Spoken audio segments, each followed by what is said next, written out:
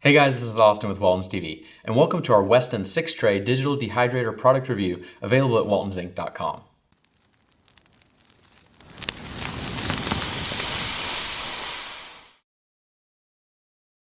The Weston 6-tray digital dehydrator is a brand new product that I'm really excited to have. Unlike our other dehydrators, this unit is compact and completely digital. That means no dial temperature controls or timers. Simply press up and down on arrow keys to precisely control the temperature and the length of drying time. This dehydrator is also extremely economical as it's priced at only $79.99. Now let's break down the actual specs on this machine.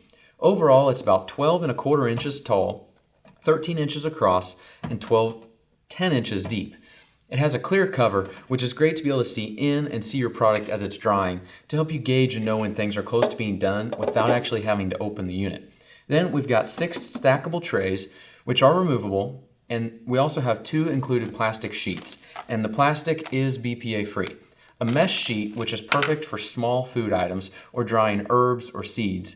Then there's also a solid sheet, which is perfect for drying things like fruit roll-ups that just don't work very well on mesh trays. Each of our trays are 10 inches by 12¾ inches, which gives us a total drying area of over 5 square feet. Of the 6 trays, 5 are identical, but the top tray is different. You'll always want to make sure that the top tray is used at the top because airflow on this dehydrator is vented up through the middle of each tray and then dispersed out across the tray. But when the airflow reaches the top tray is capped so that the air flows across the trays instead of just running straight up through the top. This is the top tray here with the cap that I mentioned over the top, and then on each subsequent tray, it's hollow. But there are small vents on the side which allow the air to escape across the tray to dry out your fruits, vegetables, or meat, or whatever you're drying. And we'll take off each of these trays just so we can get a better look at the base itself. The base itself is pretty small, and if you look at the top, this is where the airflow is coming from and the heat from the unit itself. Now, actually looking at the controls on the front, this dehydrator consumes about 500 watts and is completely digital in these controls. The first button will toggle between time and temperature, and if you press and hold it, you can change between Fahrenheit and Celsius degrees. The 2 arrows on the other side are how you can precisely control your time or temperature, and we can set the unit to run from 1 hour up to 48 hours in hour increments, and the temperature controls range from 100 degrees Fahrenheit up to 160 degrees in 5-degree increments. The unit does shut off automatically when the timer runs out, which for me is a must-have feature because trying to be around when I expect things to be finished drying always seems to be difficult. I love that I can pinpoint the temperature for this to run at and then set the shut-off time and then just walk away and know that it'll stop when I want it to. Plus, having that 48-hour timer is great because other units I've used only have a 12-hour timer, and sometimes that simply isn't long enough for me and I need to dry something for longer than 12 hours. To wrap up our overall review, I do love this unit. It's small and compact, it looks sleek, and it doesn't take up a bunch of room on the countertop. Plus, it's extremely easy to use. With that said, we're going to actually demo the unit now so you guys can see it in action. We're going to dehydrate some apples and banana chips. Just as a side note, for those of you that are making jerky in a dehydrator, do remember that we recommend cooking the jerky in an oven first to at least an internal temperature of 160 degrees, then switching over to the dehydrator to finish drying it out. Doing this will help ensure that you've met lethality on the jerky and that you have a safer product and a longer shelf life on your product. On to preparing our fruit to dehydrate.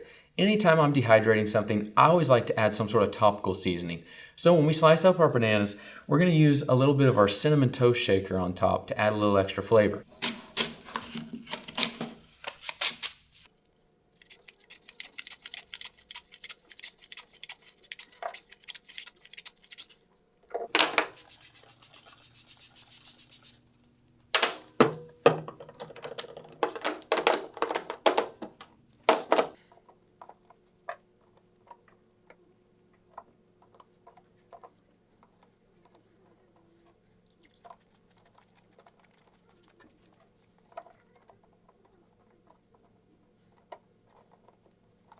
Three apples and a whole thing of bananas are not going to fit on 6 trays. This is going to take 2, maybe 3 cycles.